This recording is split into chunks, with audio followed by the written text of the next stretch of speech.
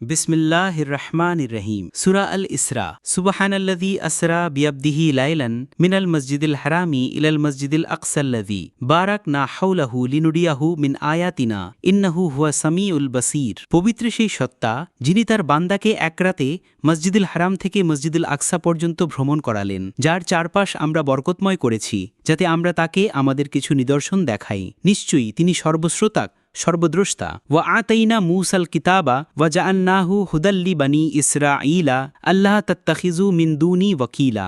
আমি মূসাকে কিতাব দিয়েছি এবং তা বানি ইসরাঈলের জন্য হেদায়েত করেছি যাতে তারা আমার পরিবর্তে অন্য কাউকে অভিভাবক না বানায়। যুররিয়াতা মান হামালনা মাআ নূহিন ইন্নাহু কানা আবদান শাকুরা। তোমরা সেই লোকের বংশধর যাদের আমরা নূহের সাথে নৌকায় বহন করেছিলাম, নিশ্চয়ই সে ছিল একজন কৃতজ্ঞ বান্দা। ওয়া কাদাইনা ইলা বানি ইসরাঈলা ফিল কিতাবি লাতুফসিদুন্না ফিল আরদি মাররাতাইনি ওয়ালা তাআলুন্না উলুওয়ান কাবীরা। আমি কিতাবে বানি ইসরাঈলের কাছে ঘোষণা করেছি, তোমরা অবশ্যই দুবার পৃথিবীতে ফিতনা সৃষ্টি করবে এবং মহা ঔদ্ধত্য প্রকাশ করবে। ফাইজা জাআ ওয়াদু উলাহুমা বাআসনা আলাইকুম ইবাদান লানা উলি বাআসিন সাদীদিন ফাজাসু খিলালাদ দিয়ারি ওয়া কানা ওয়াদাম মাফউলা।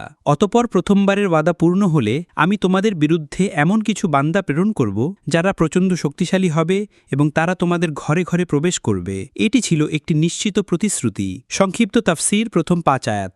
আয়াত 1, এখানে রাসূলুল্লাহ সাল্লাল্লাহু আলাইহি ওয়াসাল্লামের মিরাজের সূচনা। মক্কার মসজিদুল হারাম থেকে জেরুজালেমের মসজিদুল আকসা পর্যন্ত রাতের সফর ইসরা বর্ণিত হয়েছে।